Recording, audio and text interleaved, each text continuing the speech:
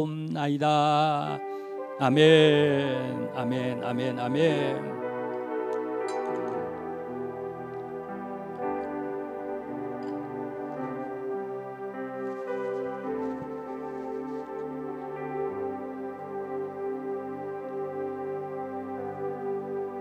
할렐루야. 우리 하나님께 예물을 봉헌합니다.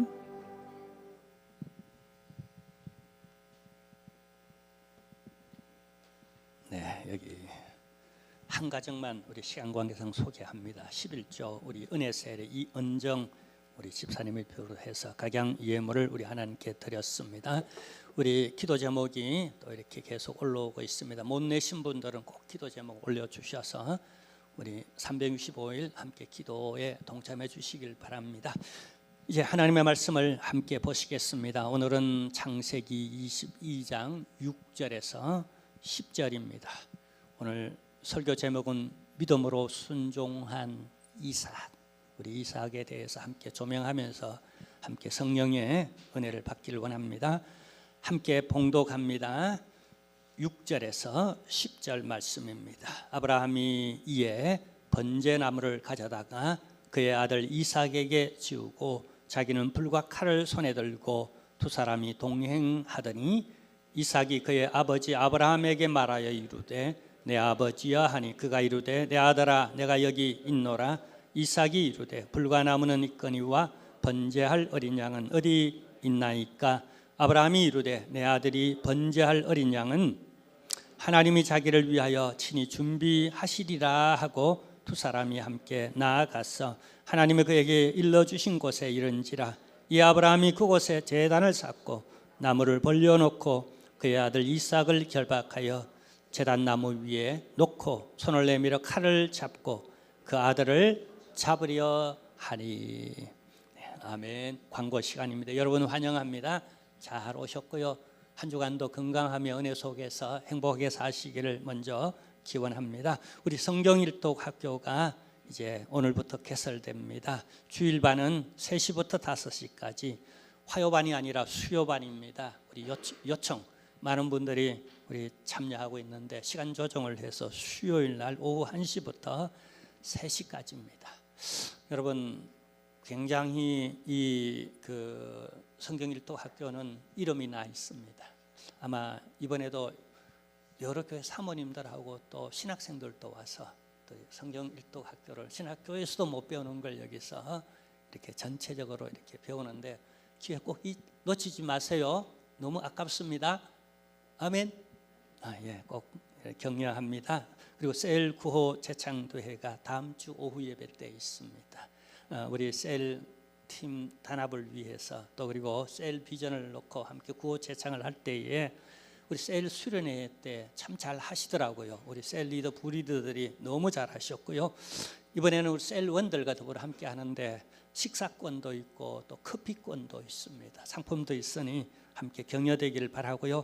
그 다음에 나머지 사항들은 여러분 주보를 참조해 주시고요. 특별히 금주의 기도 제목은 이제 한 주간 동안 우리 함께 같이 새해에도 같이 이 제목으로 합심하여 기도해 주시기를 부탁드립니다. 네, 이 시간 성도의 교제를 하는 시간입니다. 우리 옆 사람 사랑합니다. 축복합니다. 은혜 많이 받으세요. 우리 준이층도 사랑합니다. 예, 환영합니다. 은혜 많이 받으십시오. 할렐루야. 유럽의 중세 암흑기를 세상사에서도 천년이라고 중세 암흑기가. 근데 이런 가운데서도 반짝반짝 빛나는 진리의 생명의 빛을 비추는 그런 영성을 초대교회로부터 이어받아 명맥을 유지해 왔던 그 영성을 일반적으로 수도원 영성이라고 그렇게 말을 합니다.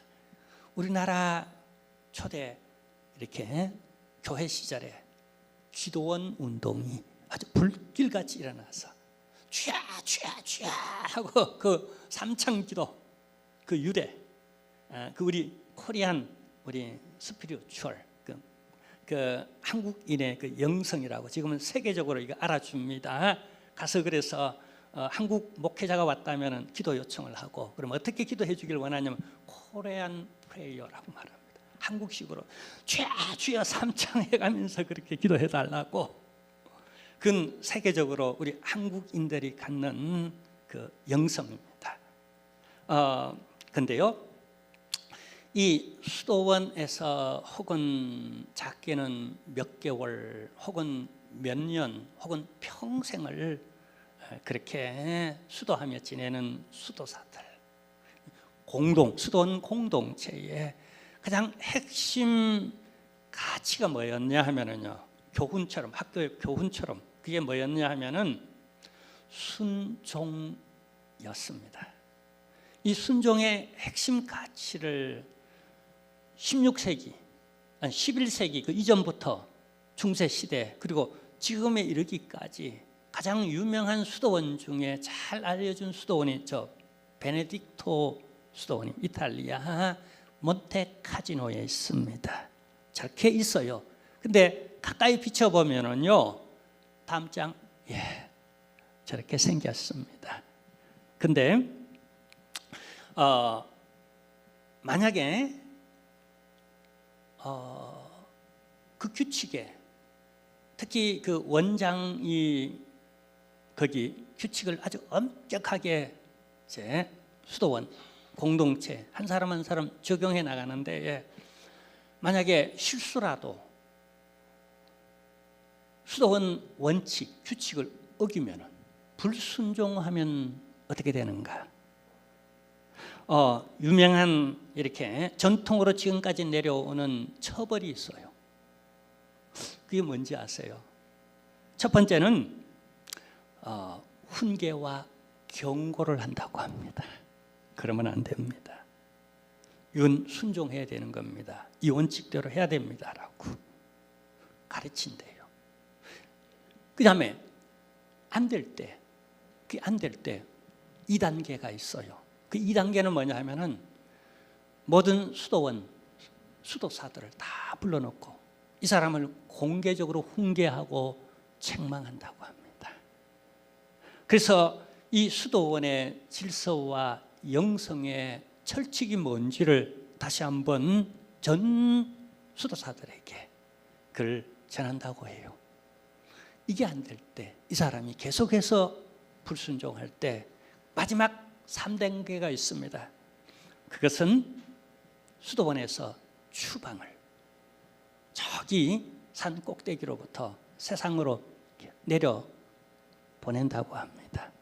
자, 근데 실제로 유명한 일화가 있습니다. 11세기에 저 수도원에서 아주 훌륭한 존경스러운 한 사람을 추방했다고 합니다. 이 사람은 다른 건 다 등망스럽고 다 잘 따라, 그리고 수도 생활에 참 훌륭한 존경할 만한 분인데, 자신의 어떤 마지막 하나 철학, 신념, 어떤 원칙이 있어서 이 수도원의 규례를 따르지 못했다고 합니다. 그래서 원장이 고민 끝에 그래도 우리가 내려오는 전통을 망가뜨릴 수 없다. 그래서 이 사람을 추방하기로 결정하고, 모든 수도사들이 안타깝게 이 사람을 그냥 하산시켰다고 합니다. 근데 하산하면서 이 수도사가 유명한 말을 남겼는데, 그게 지금까지도 수도원 생활하는 사람들에게 아주 유명한 말로 남아 있습니다. 그 사람이 이런 말을 하고 하산했다고 합니다. 순종은 수도 생활의 가장 중요한 덕목입니다. 순종을 지키지 못한다면 수도 생활은 의미가 없습니다. 본인은 쫓겨나면서도 어떤 한 가지 문제 때문에 순종하지 못하고 내려가면서도 나머지 수도사들에게 순종은 가장 큰 덕목이라고, 순종 못한다면 이 수도원에 있을 이유가 없다라고 이렇게 남기고 스스로 쫓김을 당해 내려갔다라고, 그것만은 순종했다라고, 못 가요, 안 돼요, 발버둥 치지 아니하고 순순히 내려갔다는 겁니다. 어린아이를 비롯해서 우리 청소년들, 그리고 우리 대학생들, 젊은이들, 그리고 나 자신을 포함해서 우리 성인들에 이르기까지 순종하기가 참 힘이 듭니다. 안 그렇습니까? 제 자신을 살펴볼 때 그런 것 같아요. 근데 왜 그럴까요? 여기 분명한 성경적 이유가 있습니다. 아담의 피가 내 혈관 속에 흐르고 있기 때문에 그렇습니다.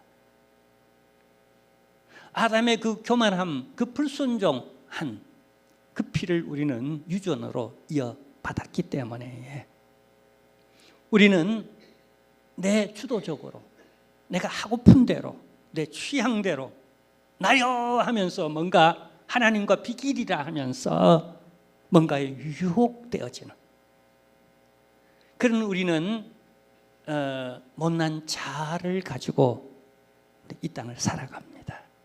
쉽지 않아요. 그래서 늘 고민하는 게 내가 어떻게 하면 말씀을 따를 수 있을까? 나를 복종시켜서 오늘 오후 예배 때 이 주제를 다룹니다. 철로 역정에 이 주제가 나오는데 어떻게 이 길을 걸어갈까? 왜냐하면 이게 넓고 편하고 존중받고 하는 길이면 괜찮은데 좁은 길이란 말이에요.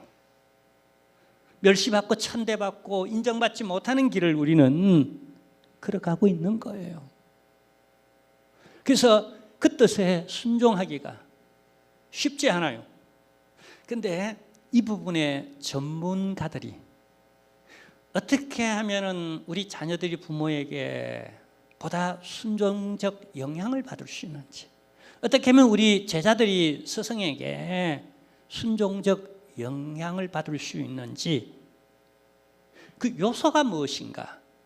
저는 우리 성도로서 주의 종으로서 어떻게 하면 하나님께 쉽게 더 잘 내가 순종할 수 있는, 내가 영향받을 수 있는 요인은 무엇인지 이렇게 생각해 볼 수 있어요. 첫 번째 요인은 권위라고 합니다. 아버지의 권위. 저는 가정에서 아버지의 권위가 존중받았으면 좋겠다는 마음입니다. 물론 아버지는 격없이 스스럼 없이 다가갔지만, 그러나 왠지 늙으신 아버지의 뒷걸음이, 그 그림자가 외롭거나 초라해 보여서는 그건 우리 아들의 자존심이 허락하지 못하지 않습니까? 누가 세워줘야 되겠습니까? 자녀들이 세워줘야 안 되겠습니까? 일부러 그 전통을 허물을 이유는 없다고 생각합니다. 그것만큼씩, 딱 그것만큼씩 내 마음으로 자발적으로 순종할 수 있는 영향을 받는 요소가 된다는 겁니다. 이를 우리가 더 폭을 넓혀보면요, 스승에게 그렇고 우리 웃 어른들에게 그렇고요, 또 보다 위에 있는 질서에 대해서 우리가 그럴 수 있습니다. 이것을 영적으로 좀 더 깊이 해석하면 신관 말입니다. 하나님을 어떤 권위 있는 분으로 내가 생각하느냐 하는 만큼 그 앞에 머리를 숙이고 무릎을 꿇을 수 있는 그런 영향적 요소가 되어지고, 이 하나님의 말씀, 아무리 하나님의 말씀을 전하고 아무리 복음을 전할지라도 여기에 하나님적 권위 혹은 절대적 권위를 두는 만큼씩이나 내가 이 말씀대로 살아가는 순종적인 요소가 내 안에 영향을 끼치게 된다는 거예요. 하나님이 절대적인 분이 되시기를 바라고요, 하나님의 말씀이 여러분의 철학과 신념을 초월하여서 절대적인 그런 하나님의 음성이 되어지기를, 복음이 그렇게 되어지기를 주님의 이름으로 축원합니다. 이 권위의 문제라는 겁니다. 두 번째는 명확한 의사소통에 많은 영향을 받는 요소가 된다고 합니다. 분명한, 그죠? 내 뜻을 전달하고, 그리고 그것을 이해시키고 설득하고, 그리고 그렇게 행하도록 하는 이 영향력. 그래서 하나님은 우리를요, 명령도 하지만은 많이 설득하십니다. 또 거듭 당신의 얘기를 창세기부터 시작해가 지겹도록 어쩌면 요한계시록까지 매일 날마다 얘기하고 매 순간 성령을 통해서 얘기하고 매주마다 얘기하고요. 의사소통이 얼마나 잘 되느냐 하는 만큼 이렇게요, 내가 그만큼 순종할 그런 영향의 요소가 된다는 거예요. 그래서 여러분, 우리가 왜 기도해야 됩니까? 왜 성경을 많이 읽고 또 공부하고 바로 이해해야 합니까? 그것은 하나님과의 의사소통입니다. 결국 그 의사소통에 의하여서 내가 명확하게 그분의 뜻을 알고 또 내가 어떻게 행해야 할지를 영향받는다는 겁니다. 그리고 세 번째 요소는 긍정적 강화라고 합니다.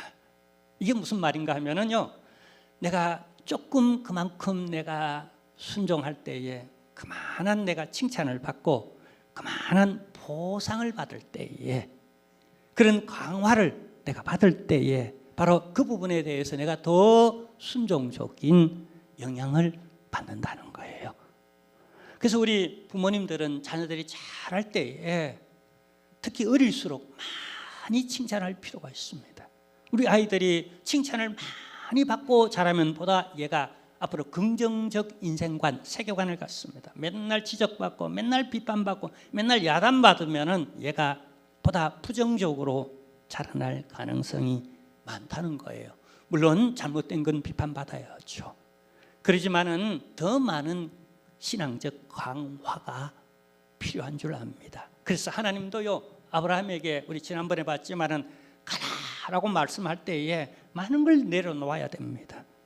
그러나 내려놓음보다도 하나님이 앞으로 주실 축복, 은혜 더 크다라고 하는 이걸 바라봤기 때문에, 믿음으로 바라봤기 때문에 하나님을 전적 신뢰하는 관계 속에서 이걸 하나님과 커뮤니케이션을 잘하고 이런 어떻게 해요? 순종할 수 있는 이런 강화를 받았기 때문에 이 비전과 꿈을 가지고 그는 힘차게 일어나 갈 바를 알지 못했지만은 그러나 그 땅을 향하여 가라라고 하는 말씀에 순종하여 갔다는 거예요.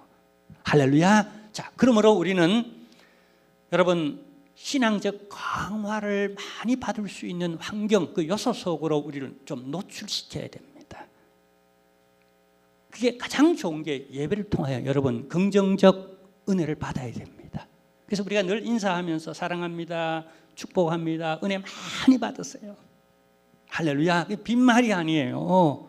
우리는 좀 강화를 받아야 됩니다. 신앙적 우리 가는 길에 옳다함, 그것에 대한 인정을 받고 또 우리가 헌신하고 봉사하고 믿음의 길을 쭉 걸어가는 것에 우리가 좀 칭찬을 받고 그 다음에 우리가 기도 제목 올려놓고 일일이 기도하고 또 응답을 받는 속에서 우리의 신앙이 강화되어져서 하나님 그러면 껌뻑 죽습니다.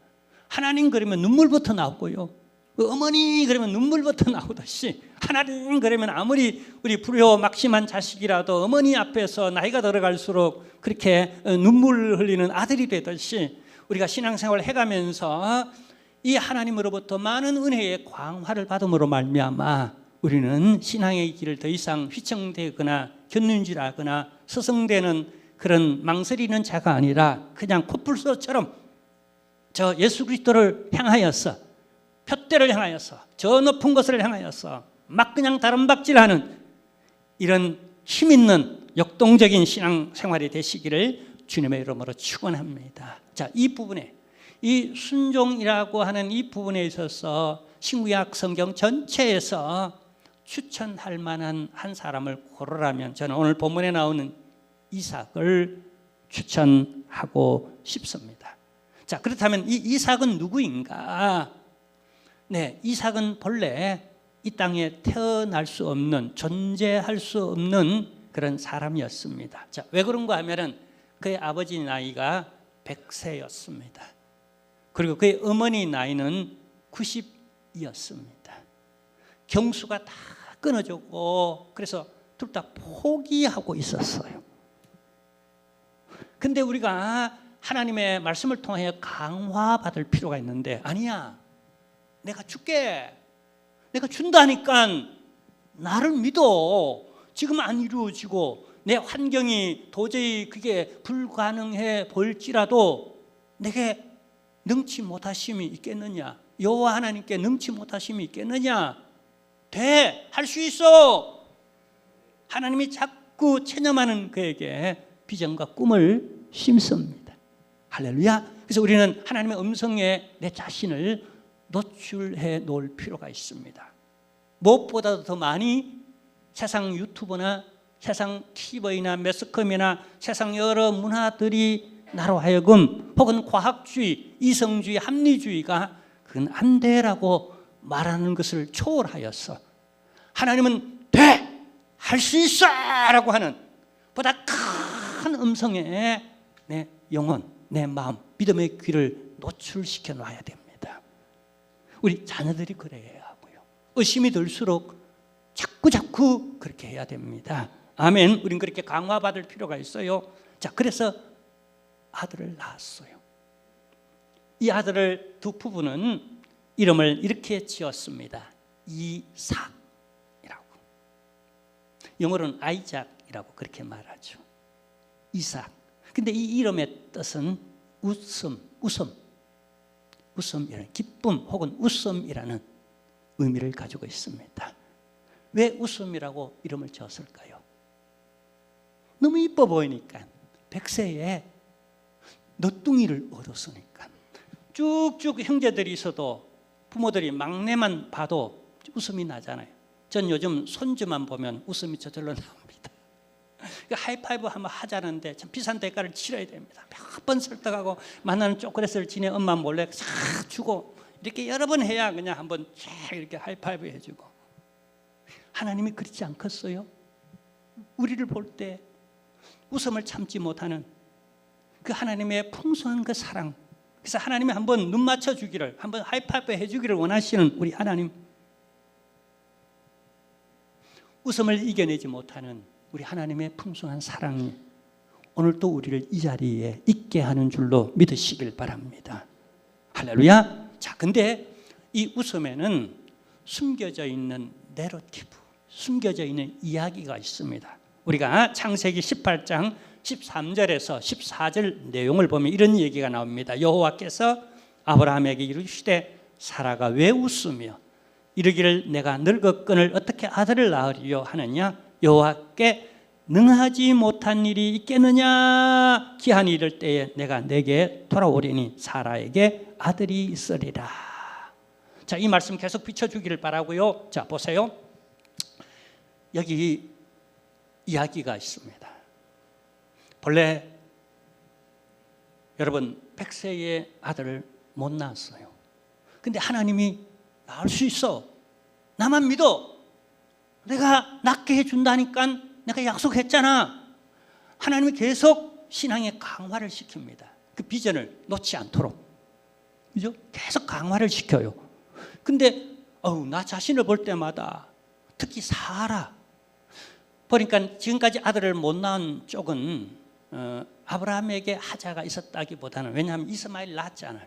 첩을 통해 가지고. 그러니까 사라 쪽에 문제가 있었을 가능성이 훨 많아요. 태문이 막혀 있었던 거죠. 근데 아브라함에게 이 얘기를 하나님이 강화를 시키고 있는데, 야, 너 낳을 수 있어. 낳을 거야. 내년 이맘때 네가 아들을 네 가슴에 안을 거야라고 강화시키는데 장막 뒤에 숨어 있었던 사라가 자기도 모르게 피식하고 그냥 실소를 해버린 거예요. 감히 하나님 앞에서 실소를 하고 실소를 왜 그렇습니까? 지금까지 내가 별의 별짓을 다 해봐도 못 낳았거든. 차라리 과거적에 보다 젊은 날에 낳으면 나았지. 지금 내가 경수가 끊어진지만 해도 합리적으로 과학적으로 분석해 볼 때, 나 자신의 형편을 볼 때 이건 100% 안 돼. 이건 하나님이고 누구고 100% 안 돼. 그냥 끝났어. 근데 하나님은 아니야. 내가 약속했잖아. 그러면서 이렇게 말합니다. 한번 따라할까요? 여호와께 능하지 못할 일이 있겠느냐. 전 이 말씀 너무너무 좋아합니다. 빌립보서 4장 13절 바울이 이런 고백을 빌립보 교우들에게 전파하죠. 내게 능력 주시는 자 안에서 내가 모든 것을 할 수 있느니라. 체념되어질 때마다 내 꿈이, 기도 제목이 응답될까 내게 사단이 유혹할 때마다, 어떤 프로젝트를 가지고 진행할 때마다 여러 반대급부들이 내게 들리고 할 때마다 내게 능력 주시는 자 안에서 못할 일이 없느니라. 하나님의 말씀을 펼쳐놓고 기도하며 여기 나를 노출시켜 놔야 됩니다. 반대급부가 크고 많을수록 여러분 꿈을 가지십시오. 꿈 중에 최고의 꿈은 자화상입니다. 하나님의 사랑하는 나, 축복하는 나, 하나님의 형상을 닮아가는 나, 멋있게 행복하게 멋진 그리스도인이 되는 나, 하나님께 크게 영광 돌리는 나, 나에 대한 큰 자화상을 가지고. 할렐루야. 왜냐하면 하나님이 그렇게 이뻐 그냥 죽겠는 그 아들까지도 주신, 얼마나 여러분 하나님의 손주의 여러분 손주인데 얼마나 이뻐 보이겠어요. 그러니까 여러분 하나님의 기쁨이고 하나님의 작품이고 하나님의 글작품인 줄로 믿으시길 바랍니다. 아멘. 그리고 하나님의 약속이 있어요. 시근하지 않으시는 정말 믿을 만한 미쁘신 하나님이신 줄로 믿으시길 바랍니다. 이걸 하나님은 아브라함에게 설득합니다. 여호와께 능하지 못할 일이 있겠느냐라고. 왜냐하면 딴소리가 들리잖아요. 옆에 누가요? 배우자인 사라가 웃고 막 조롱하잖아요. 그러니까 아브라함이 이걸 믿어야 돼요. 믿음의 아들을 그래야 생산하고 믿음의 아들을 받아야 돼요. 그죠? 약속의 아들을 받아야 되고 믿음의 아들을 내가 받아야 돼요. 그건 의무적으로라도 그건 믿어야 돼요. 그리고 그 구속사의 그런 계승자가 되어져야 돼요. 아들을 낳아야, 이삭을 낳아야 계승자가 될 수 있죠. 이 꿈과 비전 이걸 가져야 돼요. 근데 뭐예요? 못 믿도록 사단이 그냥 가장 가까운 데서부터 그냥 부정적 얘기를 하도록 만들잖아요. 아이고 내가 어떻게 낫겠습니까? 내가 90이고 경수가 끊어진 지 우리가 그냥 이제 뭐라 그러죠? 요즘 어떤 분이 그런 얘기 하던데, 목사님 뭐요? 별을 봐야 뭘 따죠 그러던데, 별을 봐야 별을 딴다 그러던가, 해를 봐야 뭐 별을 딴다 그러던가, 하여튼 어쨌든 아니 내 경수가 다 끊어졌는데 언제 또 그냥 애를 낳겠느냐는 거예요. 맞는 말이잖아요.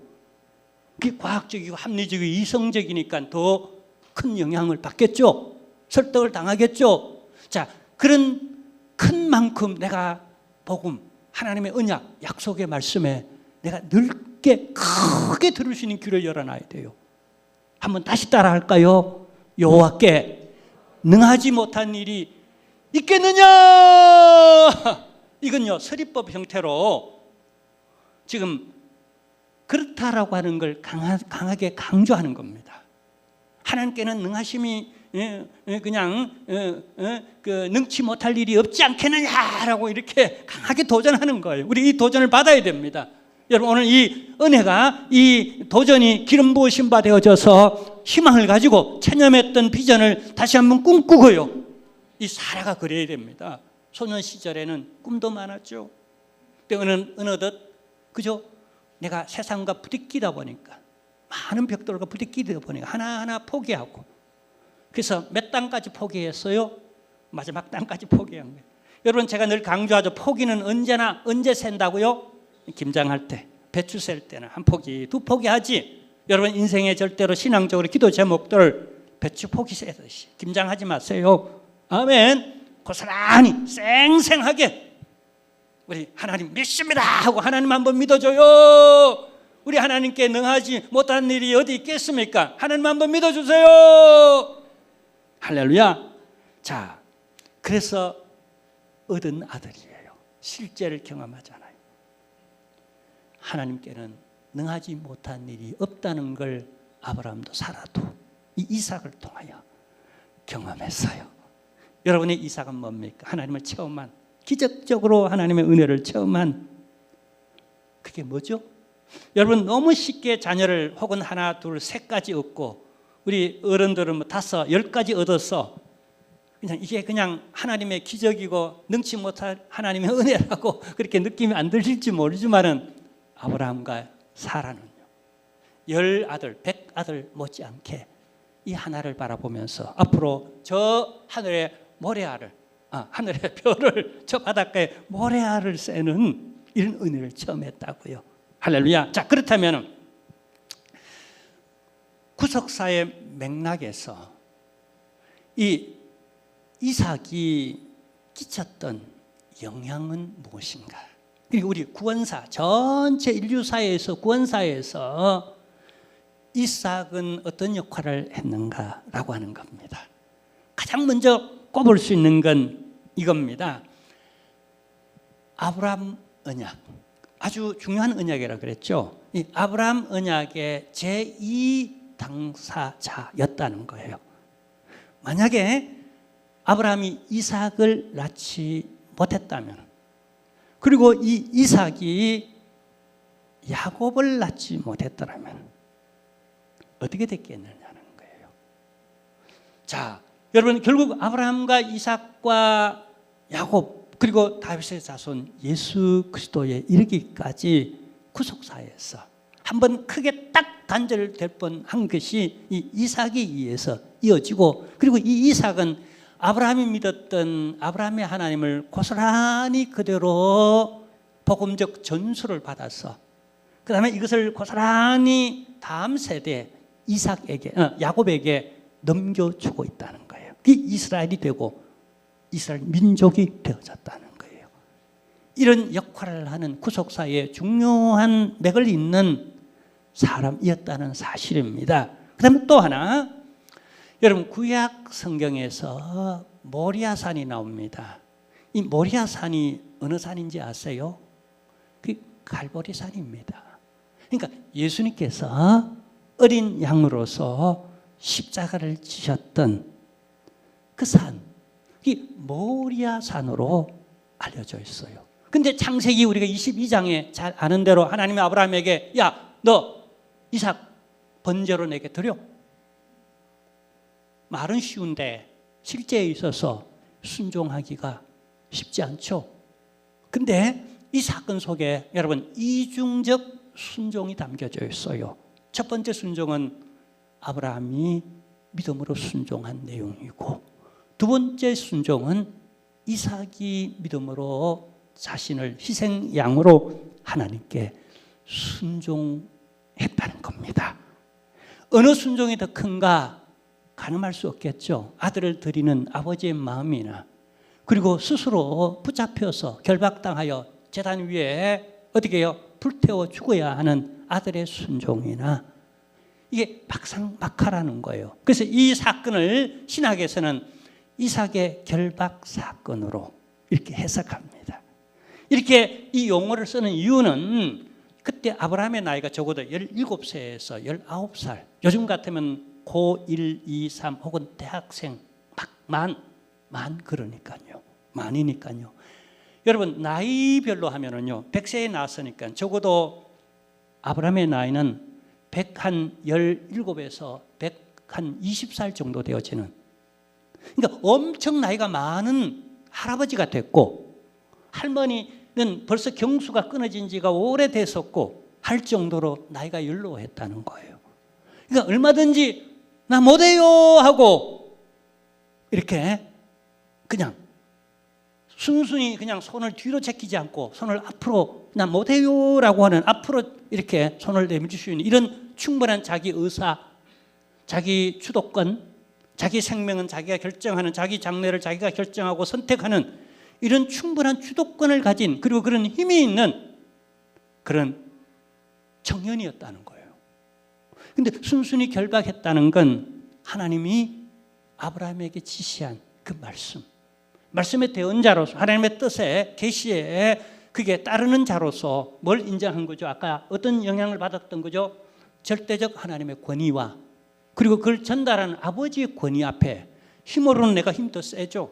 똑똑한 걸로 말하면 내가 더 똑똑하죠. 합리적으로, 이성적으로 얘기하면 아버지가 아들을 죽이는 그런 세상이 어디 있습니까? 그것도 하나뿐인 독자인데, 그리고 하나님, 그런 하나님 나 안 믿습니다라고, 아니 인신 제물을 드리라고 하는 그런 하나님을 내가 어떻게 믿습니까? 라고, 내 목숨이 12개 돼 있어도 내가 못 살리겠네요. 수시로 나를 인신 제물로 바치라 이렇게 하면 그거 어떻게 됩니까? 이렇게 똑똑하게 말할 수도 있지 않습니까? 그러나 그는 전폭적으로 하나님을 신뢰했고, 그리고 그 권위, 절대적 권위, 그걸 인정했어요. 생사화복을 주관하시는 주권을 가지신 그분, 도자기를 만드는 도예가가 어떤 그릇은 이뻐하고 어떤 그릇은 그냥 깨 버려버리고 그럴 권이 없겠는가라고 하는 하나님의 주권과 그분의 권위와 그리고 그 앞에 절대적 순종을 하는 그 요소들을, 자, 이 사건은 결국 내 뜻대로 마옵시고 아버지의 원하는 대로 하옵소서라고 순순히 결박당하여서 바로 그 모리아산 골고다 언덕 위에 자신을 희생 번제의 어린 양으로 드렸던 예수 그리스도를 예표한다는 사실입니다. 이게 굉장한 것은요, 유대인들은 지금도 자신에 대한 큰 자부심을 갖고 있는데 아브라함과 이삭과 야곱의 자손이라는 거예요, 자신들이. 근데 히브리서에서는 어떻게 해요? 아브라함의 믿음을 가지라라고 이렇게 설득하고 이어서 이 이삭이 하나님께 어떻게 했느냐는 거예요. 그게 가장 잘 드러나는 건 이 유대인들의 지금의 가장 큰 문제는 예수 그리스도, 나사렛 예수 그리스도의 문제입니다. 근데 아주 오래전부터 믿음의 조상적부터 아브라함과 이삭과 야곱의 하나님으로 하나님은 자신을 늘 시간 날 때마다 이스라엘 백성들에게 자신을 계시해 주고 있는데요. 그 이삭이 어떻게 그리스도를 드러냈는가? 구속사적으로 보면은요, 바로 이 사건입니다. 결박당하여 희생양으로 자신을 번제 제물로 드리는 이 사건이 바로 골고다 언덕을 이미 수천 년 전 그리스도 오시기 전부터 계시하고 있었다는 사실이에요. 아멘. 이 구속사, 구원사의 맥락을 따라 다윗의 자손 아브라함과 이삭과 야곱, 다윗의 자손 예수 그리스도께서 이 땅에 오셨는데, 우리 인간편으로 보면은 이게 해석할 수 있는, 신구약을 통관하고 꿰뚫어 해석할 수 있는 십자가 사건이 무슨 의미인지를 이해할 수 있는 중요한 요소를 담고 있었다는 거예요. 할렐루야. 자, 그리고 세 번째는요, 이삭에게 여러분 쌍둥이 아들이 태어납니다. 우리가 잘 아는데 에서와 야곱입니다. 근데 아버지의 마음으로는, 전통적 아버지의 마음으로는 장자, 어떻게 해요? 계통의 사상을 갖고 있잖아요. 특히 쌍둥이는 야, 막 먹으려고 그러면 야, 너 형님이야, 형님이라고 불러, 형이라고 꼭 불러야 돼. 여러분, 선후배 사이도 1년이 제일 무섭습니다.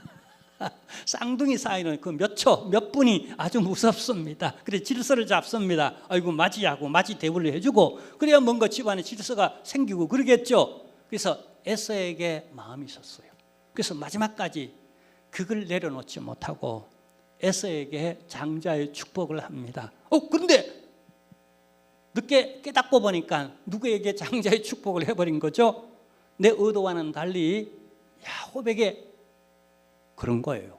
야곱이 나를 속인 거예요. 형도 속이고 강도짓한 거예요. 이놈 못된 놈. 우리가 보통 이럴 때는 어떻게 말하죠? 한번 따라 해볼까요? 내 눈에 흙이 들어가도 그건 안 된다. 우리 안에 고집이가 있잖아요. 안 그렇습니까? 여러분, 우리 철로역정 오후 예배 때 이렇게 보는데 오늘 또 아주 재미있는 여러분 주제가 있습니다. 뭔지 아세요? 오후 예배 참여해 보세요. 근데 그게 고집이라는 게 나오죠. 고집이 결국 돌아가 버리죠, 그죠? 고집이 마지막까지 내 눈에 흙이 들어가도 나 그건 용인 못한다. 그 꼴은 내가 못 본다. 안 돼. 그러고 이렇게 마지막까지 이 고집 때문에 우리가 참 관계가 틀어지는 이런 경우도 있는데, 야곱이 그럴 수 있었다는 거예요. 이삭이 그럴 수 있었다는 거예요. 근데 나중에 보면은요, 여기 여러분, 이삭의 신앙의 핵심은요, 순종입니다. 눈에 흙이 들어가도 안 된다라고 하는 이런, 왜 그런 자기 자존감, 그 다음에 뜻, 왜 이런 게 없었겠어요? 근데 접습니다. 하나님의 뜻으로 받아들이는 거예요. 그리고 그게 순응합니다. 그리고 이제 부탁합니다. 너는 너 형처럼 제발 가나안 여인과 결혼하지 말아라. 그리고 드디어 장자의 축복을 또 다시 재확인하며 기도해 줍니다. 그리고 조용히 목숨을 건지고 하기 위해, 외삼촌 라반의 집으로 도주할 수 있도록, 도망갈 수 있도록 길을 터줍니다. 아니면 형 에서에게 죽을 뻔한데 갈 수 있도록 만들어주고, 그리고요 20년을 기다립니다. 20년 후에 아들이, 그 야곱이 어떻게 돌아오죠? 거부가 돼요. 그리고 12자손들, 나중에 그들을 하나같이 이스라엘의 족장이 됩니다. 지파의 주장이 됩니다. 근데 그거 보고 조용히 눈을 감습니다. 더 이상 내가 여망이 없다라고. 야곱이 장자의 축복을 받고, 그 다음에 어떻게 가나안 여인과 결혼하지 아니하고 라헬과 레아를 통하여서 12아들을 낳는 것 보고, 그리고 조용히 눈을 감습니다. 할렐루야, 아멘. 자, 우리는 여기서 몇 가지 이삭의 신앙적 특징을 보게 되는데, 잠깐 요약하겠습니다. 첫 번째, 이삭의 신앙의 특징은, 첫째는요, 순종하는 신앙입니다. 성경을 보시고요. 두 번째는요, 이삭의 신앙의 두드러진 특징은 인내하는 신앙이에요. 그냥 여러 과정이 있습니다. 역시 그 집안 내력이 하나님께서 그 능력에 전능하신 하나님을 경험해 주시려고 그랬는지 모르지만은, 리브가랑 이삭이 결혼했는데 20년 동안 역시 애를 못 낳습니다. 근데 그때마다 성경을 보면 저기 보면요, 간구했다 그랬죠. 간구라는 말은 간절하게 하나님 앞에 매달리며 기도하는 걸 간구라고 말을 합니다. 하나님 그 기도를 들으셔서 기도로 또 쌍둥이를 낳잖아요. 이 인내하는. 그 다음에요, 우물을 팠는데, 그 흉년의 우물을 팠는데 또 뺏기고 합니다. 막 덤벼들어 싸워야 되잖아요. 얼마나 온유한 사람인지 또 양보하고. 우리 여기 장로님도 한번 우물을 양보했다 그랬습니까? 회사 공장 돌아가는데 우물이 수도를 파가지고 막 이렇게 막 펌프 올리는데, 그럼 누가 또 빼앗아 갔다든가 뭐 그래가지고 억지로 빼앗고 했는데 또 물이 나와가지고 지금 공장 잘 돌아간답니다. 할렐루야. 이렇게 이삭이 인내하며 견디며 하나님께 그때마다 간구하면서 기도하는 신앙으로 계속 견뎌냈다는 거예요. 할렐루야. 그게 순종의 열매로. 할렐루야. 자, 그리고 마지막으로 하나는요, 자, 우리 쭉 넘어갔어요. 자, 마지막으로 네 번째 우리 보겠는데요, 그의 신앙은요, 축복의 신앙이었는데, 참고로 저 그림은 제가 AI를 통해 렘브란트 화풍으로 이 구절을 넣고 렘브란트 화풍으로 좀 이삭이 100배의 축복의 그 결실을 맺는 그냥 모습을 보고 싶다 그랬더니 저렇게 그려졌어요. 우리 함께 공유하기를 바라고요. 자, 어쨌거나 그 시선을 자세히 보세요. 그 손에는 지금 뭐가 지어졌습니까? 100배로 복을 받았던 그 열매들이 손에 지어져 있고, 이 열매를 들고 그 시선을 상향적입니다. 우러러 하나님 바라보면서 이 모든 은혜가 하나님의 축복이었습니다라고, 내 모든 것들이 하나님의 은혜로소이다라고 하는 눈으로 하나님과 시선을 맞추며 감사의 눈길, 저는 그게 느껴져서 참 명작이다. 역시 렘브란트, 신앙 좋았던 렘브란트 화가였구나. 참고로 렘브란트는 저기 어디였죠? 네덜란드의 최고의 역사적 화가로 그렇게 알려져 있죠. 예, 어쨌거나 그런 하나님의 축복을 받았고, 또 이 축복을 후대에 전수해주는 전수자 역할을 했다는 거예요. 한마디로 말하면 요즘 용어로는 축복의 통로였다는 거예요. 자, 하나님은 왜 이삭을 축복했을까요? 하나님이 너무나 좋으신 분이고 너무나 풍요로우신 분이고 너무나 은혜로우신 분이라는 그 사람을 축복함으로 하나님을 드러내는 거예요. 그래서 예수 믿으면 복 받는다, 거짓말이 아닙니다. 영육간에 어쨌거나 하나님은 복되도록 하십니다. 아멘. 꼭 물질만이 아닌, 꼭 건강만이 아닌, 꼭 자녀만이 아닌, 하나님은 무조건 영적으로는 저 하늘나라에서는 진짜 상상할 수 없을 정도로 복을 주실 줄로 믿습니다. 이 땅에서 고난받을 수록 더 많이 오히려 저 하늘에서 쌓이는 줄로 믿으시길 바랍니다. 그게 예수님의 생애고 사도 바울의 생애였어요. 그런데 중요한 건 하나님이 나를 복되게 하신다, 복의 권한이시다라고 하는 신앙을 가졌고, 그리고 그 하나님의 축복이 흘러서, 그죠? 이웃에게로, 복음으로, 선교로, 헌신으로, 십자가로, 이웃을 섬기는 사랑으로 전달되어지는 축복의 통로였다는 겁니다. 기도하겠습니다. 하나님, 감사하며 감사하고 감사합니다. 오늘 이 이삭의 믿음과 축복이 오늘 우리에게 부어진 바 되어지게 하시고, 또 이 축복이 우리 후손, 우리 자녀들에게도 전달되도록 우리가 신앙의 계승자이자 또 축복의 계승자가 되도록 도와주옵시고, 이 일에 하나님의 뜻에 전폭적으로 신뢰하고 그 권위를 인정하고 순종했듯이 우리의 신앙과 영성이 그러하게 하여 주옵시고, 우리의 자녀들도 이 신앙을 본받도록 이상의 신앙을 허락하여 주옵소서. 예수님의 이름으로 기도하옵나이다. 아멘. 우리 파송의 노래를 부르고 축도로 예배를 폐합니다.